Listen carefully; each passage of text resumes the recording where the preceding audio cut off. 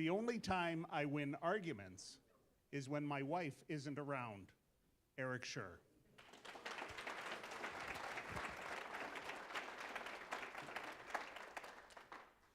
Mr. Toastmaster, fellow Toastmasters, and honored guests, you are looking at the former undisputed champion of arguing. I would argue with anybody at any time over anything. If you told me that the sky was blue, I would argue with you, no, it is not. If you told me that Toastmasters clap after absolutely everything, I would argue with you, no, they do not. If we were in the middle of an argument and you told me I was arguing, I would argue, no, I am not. I was the champ. Mwah, can't be beat. Until I met my wife. And very quickly I realized I have no idea what I'm doing. And now, the only time I win arguments is when my wife isn't around. I'd like to tell you a true story about the day she took my title. My girlfriend, Jenny, at the time, and I had an argument over the phone. And this wasn't just an argument. Oh, no. This was a fight. This was one of those good fights where by the time you're done, you've hung up on each other at least 5 times just to call each other back, just so you can fight some more. Those fights must have been awesome back in the day when they had to connect your calls. Hey, Margaret, this is Jenny. Could you connect me with Eric again, please? Psh, would you believe he hung up on me? Oh, he ain't getting off that easy. No, not by a mile. A couple minutes later, yeah, Margaret, this is Eric. Could you connect me with Jenny again? Why? Because I hate her, that's why. What do you mean, shame on me? Shame on you, Margaret. You're next, Margaret. Get in line, because you're next. Very quickly, I found out that my plan A was a very bad idea. I'm a guy, so what's the first thing I do? I go right into fix-it mode. Fix it, appease. It's not working. Trying to appease my wife in the middle of an argument is like running around in a rainstorm trying not to get wet. And what exactly am I trying to fix?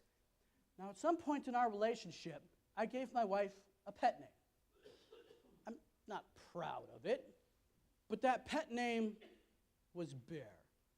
Go ahead, you can say it. Aww.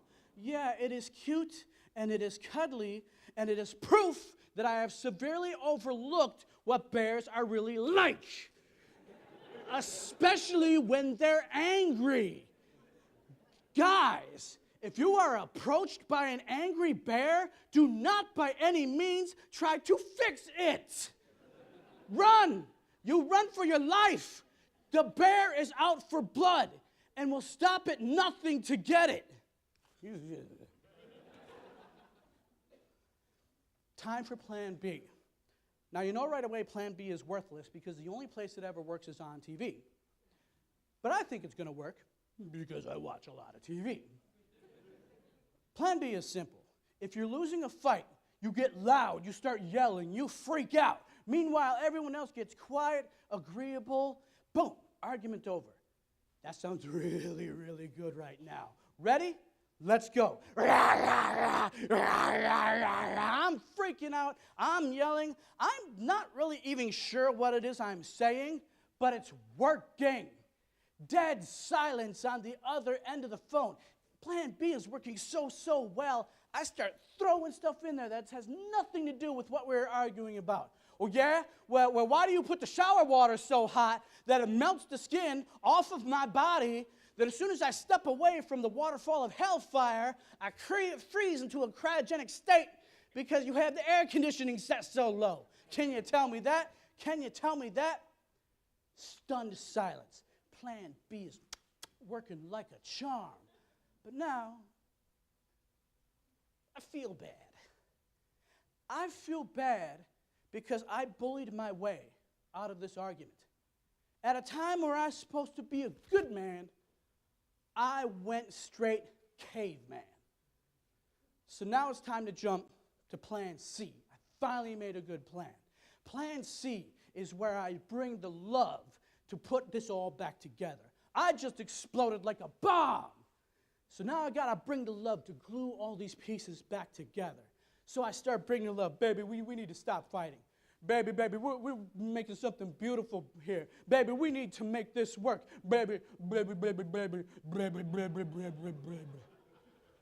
I am putting down layer after layer after layer of mushy, disgusting love. I am laying it so thick and so tasty that birds started flying around, whistling, dropping rose petals and lighting candles. Grizzly bear comes out of nowhere, puts a hat on, starts singing love songs by Billy Vera. What would you think I would do at this moment when you're standing there with tears in your eyes? Okay, maybe those last two parts didn't happen, but they should have. They should have, because this was my master performance. Oh, I was moving mountains. I could feel it, you can feel it, and most of all, she can feel it. She's just listening, soaking it all in. Our hearts are bonding. And that, my friends, is when it happened. That is when I realized that she had hung up 10 minutes ago.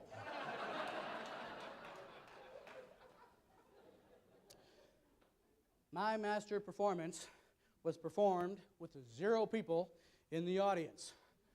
My glorious argument strategies were really just a guy yelling at himself and making up with himself in his backyard. Ladies and gentlemen, not only can I not win an argument with my wife, I can barely win an argument with myself. In conclusion, I ask of you, as you look upon this broken man, please remember that I used to be somebody. In my prime, my arguing skills were unrivaled. But ever since my wife took my title, the only time I can win arguments is when my wife isn't around. Mr. Toastmaster.